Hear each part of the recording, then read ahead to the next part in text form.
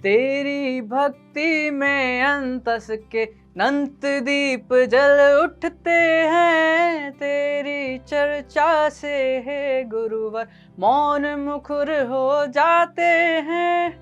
बोलिए आचार्य गुरुवर 108 श्री विद्यासागर जी महाराज की जय। मुनि श्री 108 कुंथु सागर जी महाराज के साथ सारथी सेवा समूह लाया है एक संस्मरण श्रृंखला जिसका नाम है गुरु स्मरण संस्मरण। तो आज का संस्मरण क्रमांक 25 है अब तो जागो।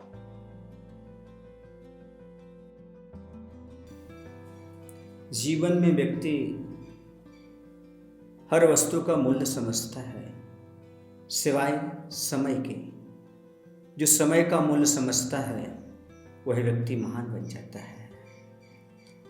पैसा मूल्यवान है लेकिन समय अमूल्य है, क्योंकि पैसा यदि चला जाता है, खर्च हो जाता है तो पुनः कमाया जा सकता है, पैसे को बढ़ाया जा सकता है, लेकिन समय यदि बीत गया तो वापस नहीं लाया जा सकता।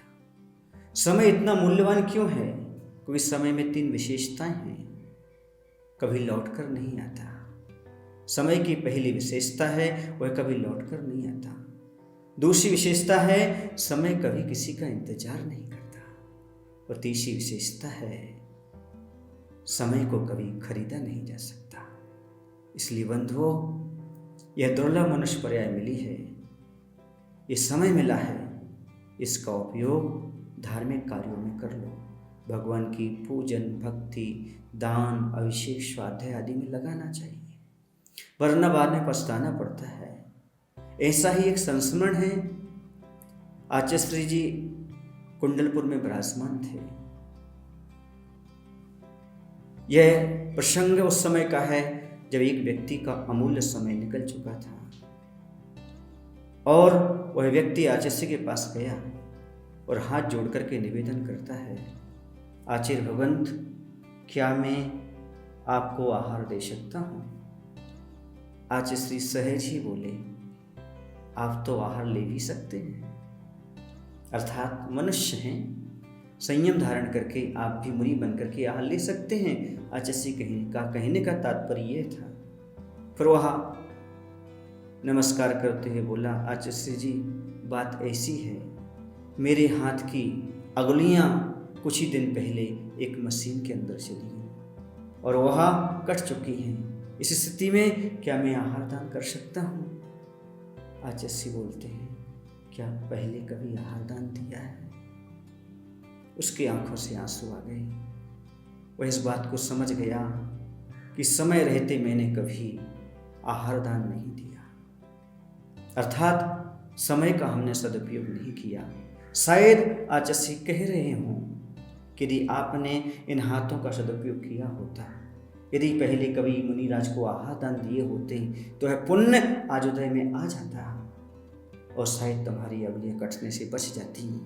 बंधुओं, इस संस्मरण से हमें शिक्षा मिलती है। वह व्यक्ति तो गर्दन झुका करके खड़ा रह गया। कहीं आपके जीवन में ऐसा समय ना निकल रहा हो। गुरु महाराज के संस्मरण से शिक्षा मिल रही है कि भैया, जब तक आपके हाथ, पैर, शरीर ठीक है तब तक कुछ सत्कार्य कर लो, वरना बाद में पछतावा ही हाथ लगेगा।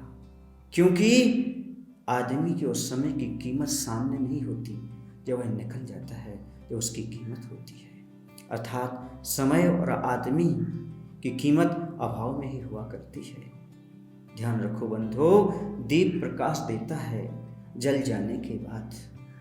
दीप प्रकाश देता है जल जाने के बाद, चोला याद आता है बदल जाने के बाद। समय भी क्या मंजिल है बंधुओं, समय याद आता है निकल जाने के बाद। आपका भी अमूल्य समय कहीं निकल ना जाए, कहीं खो न जाए।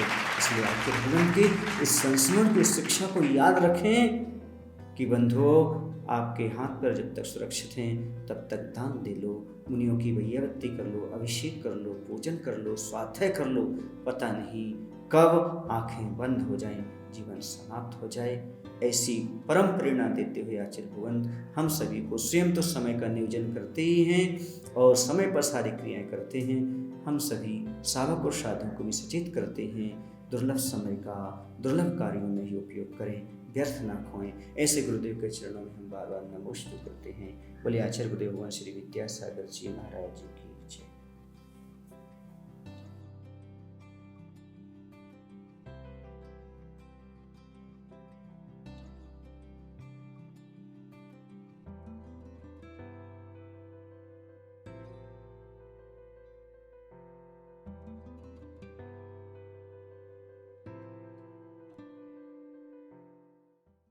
पावर बॉडी केयर अश्वगंधा के गुणों से भरपूर